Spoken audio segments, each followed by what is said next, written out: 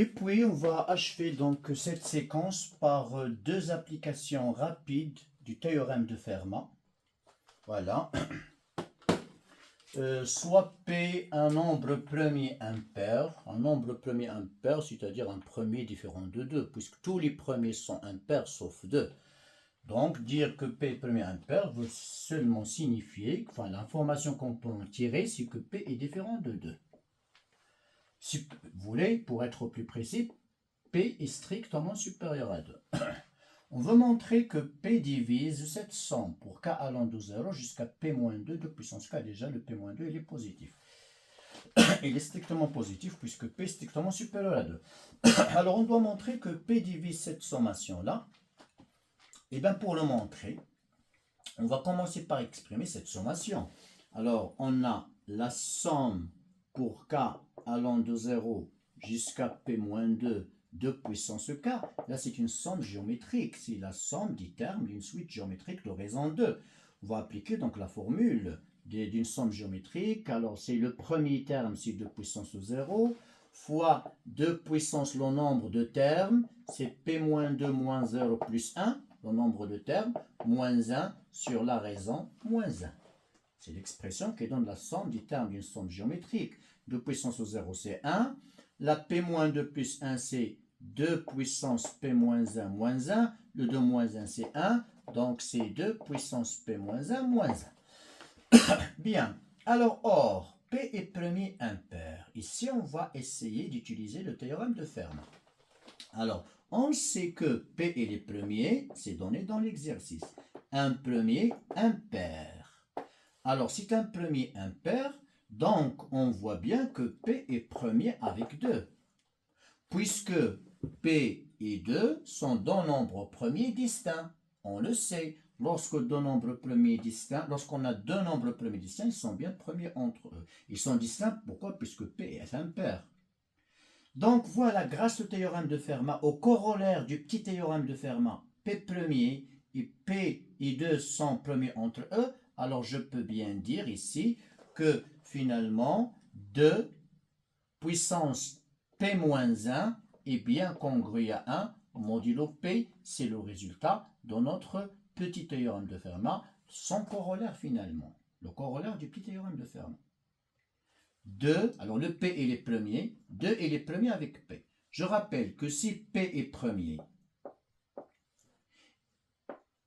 et que A est premier avec P, alors A puissance P-1 est congru à 1 modulo P. C'est le résultat de notre le corollaire du petit théorème de Fermat. Bien, c'est ce qu'on a appliqué ici. Donc vous voyez bien que 2 puissance P-1 est congru à 1 modulo P, ce qui va impliquer finalement que P, il va diviser, si vous voulez, la différence, d'après la définition de la congruence. Donc P va diviser 2 puissance P-1 moins 1. Ce qui veut dire finalement que P, mais 2 puissance P-1 moins 1, c'est bien cette somme-là. Ce qui permet de dire que P divise la somme K allant de 0 jusqu'à P-2 de puissance K. Donc c'est bien simple.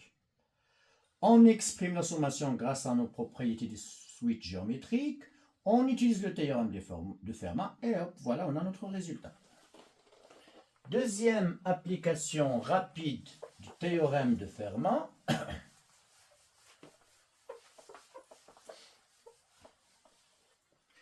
Alors, on considère un nombre premier tel que P divise 1 plus 2 puissance P. On a ici deux informations. C'est que P est premier et c'est que P divise 1 plus 2 puissance P. À partir de ces deux informations, je dois arriver à montrer que P égale à 3. Alors, on va donc les exploiter. Déjà, le fait que P divise 1 plus 2 puissance P va impliquer que 1 plus 2 puissance P est congru à 0 modulo P. Bien sûr, ça on le sait bien. Ce qui va impliquer que 2 puissance P est congru à moins 1 modulo P. J'ai retranché un des deux côtés. Or, P est premier. Donc, je peux utiliser mon théorème de Fermat. Donc, 2 puissance P est congru à 2 modulo P. C'est notre théorème de Fermat. Puisque P est premier Et par transitivité, on a maintenant deux congruences, 2 puissance p congrue à moins 1 et 2 puissance p congrue à 2 modulo p, on a le même modulo. Par transitivité, on peut écrire que finalement 2 est congru à moins 1 modulo p. On a moins 1 congru à 2 puissance p, 2 puissance p congru à 2, donc moins 1 est congru à 2 par transitivité. Et puisque 2 est congru à moins 1 modulo p, donc p divise la différence. Donc p va diviser 2 moins moins 1, c'est-à-dire que p divise 3.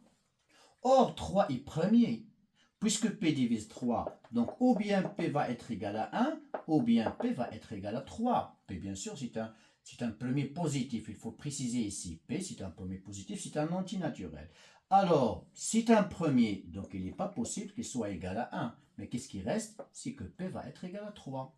Donc, ces deux applications rapides, rien que pour voir un peu au départ comment on peut appliquer, comment on peut profiter du théorème de Fermat, du petit théorème de Fermat. Bien sûr, on aura l'occasion de traiter des exercices de synthèse, ça viendra, je vous le promets.